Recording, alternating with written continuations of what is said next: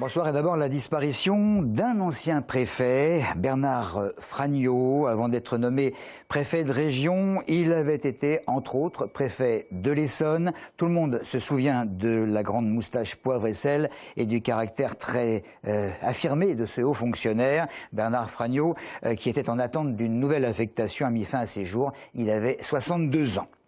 Les suites à présent de cette manifestation de la CGT hier en mairie de Fleury-Mérogis, manifestation semble-t-il assez virile, que le maire et certains de ses proches n'ont pas du tout apprécié. David Derouet se trouvait d'ailleurs hier en fin d'après-midi à Téléson, mais n'avait pas voulu commenter à chaud ce qui était en train de se passer dans sa ville. Il y a eu de leur part des agissements scandaleux, des agressions verbales, des agressions physiques. Donc j'aurai dans les jours qui viennent l'occasion de me prononcer sur cette question de façon extrêmement ferme.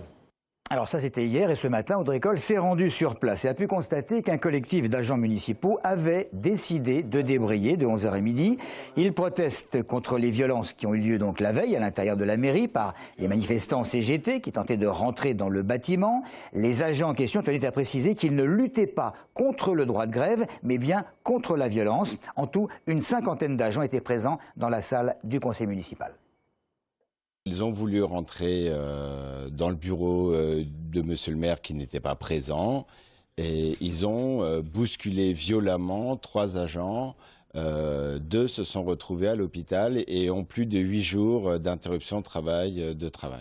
C'est intolérable et c'est pour ça que nous sommes là, pour dire qu'il y a un droit de grève, il y a des revendications, mais il y a aussi la liberté aux agents de pouvoir travailler en toute sécurité. Hier, ce n'était pas le cas. Une autre mairie à présent, conseil municipal à Corbeil, hier soir sous les projecteurs, 48 heures après la mise en examen de Jean-Pierre Bechter. Un conseil que l'on aurait pu craindre plus dissipé. Des opposants au maire, Bruno Piriou en tête, parlant de la ville dont l'image aurait été salie. Le maire ripostant, parlant de ce qu'il fait dans l'intérêt de la commune et arbitrant finalement tous les points à traiter ce soir-là. Le député UMP Éric Ciotti propose une loi rendant obligatoire un test annuel au sein des lycées pour détecter les consommateurs de stupéfiants. Le parlementaire pointe notamment du doigt le cannabis en s'appuyant sur un rapport datant d'il y a 2 ans ou d'1 an et demi, un peu plus, de l'Observatoire européen des drogues et des toxicomanies. On y apprend que la France arrive en seconde position des plus gros consommateurs chez les 15-16 ans. Alors, selon ce député, ces dépistages devraient permettre d'alerter les parents et les accompagner dans leurs fonctions éducatives. Maxime Lemaine s'est rendu à Palaiseau dans une association chargée de faire de la prévention. Pauline et Muriel sont intervenantes en prévention sur une dizaine d'établissements scolaires par an. Elles reçoivent également dans les locaux de leur association des jeunes addicts au cannabis et leurs familles. En fait, quand on reçoit les jeunes en consultation aux jeunes consommateurs, on propose un accompagnement de l'entourage, donc avec les familles. Et donc oui, souvent c'est par exemple la baisse des résultats scolaires qui vont alerter un petit peu les parents et qui vont voir qu'il y a une consommation de cannabis qui peut être problématique dans ce cas-là et qui vont accompagner leurs enfants vers nos structures. Les jeunes peuvent ensuite avoir accès à un suivi et des soins au sein même de l'association. Le dépistage annuel systématique des jeunes, personnellement, Muriel ne comprend pas pourquoi. À quoi ça sert? Quel est l'objectif avec une détection de ce type-là?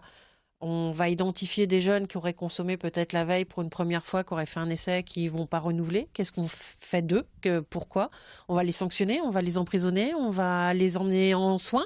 Ces derniers jours, la polémique autour de la consommation de cannabis a notamment été relancée par les propos de 2 hommes ayant déclaré en avoir déjà consommé.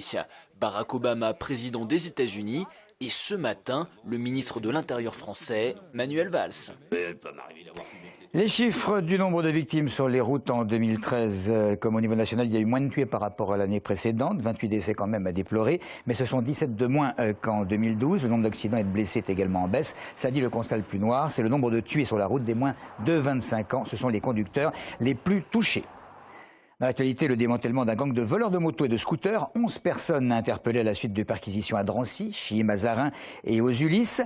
Les fumeurs peuvent être rassurés puisque la grève de 11 jours chez un grossiste qui fournit les buralistes d'une grande partie de l'Île-de-France s'est terminée, du moins provisoirement, en attendant l'issue de nouvelles négociations salariales. Le début du procès de 3 malfaiteurs dont l'un avait violé une octogénaire à son domicile de Brétigny-sur-Orge.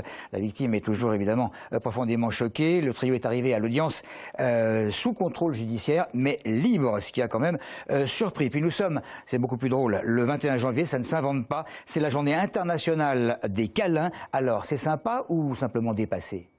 Je vais lui faire un gros On va câlin. faire un câlin à ma copine. Voilà.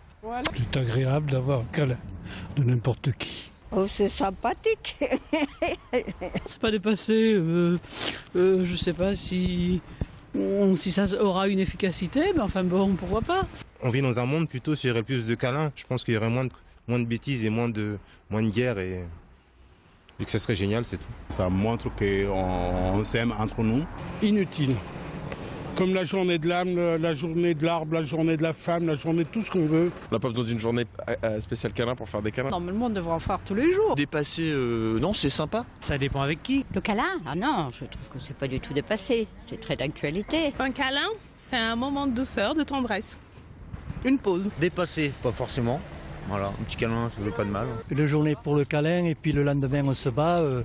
Je suis pas sûr que ce soit positif. Dépassé par les temps qui courent, sûrement pas, au contraire. Je pense qu'on en a un petit peu besoin. C'est mignon, c'est gentil. Voilà. Vous en voulez un? Voilà, c'est tout pour l'info. Point de vue météo, prenez la journée d'aujourd'hui. C'est exactement la même chose prévue pour demain et après-demain. Merci de votre fidélité.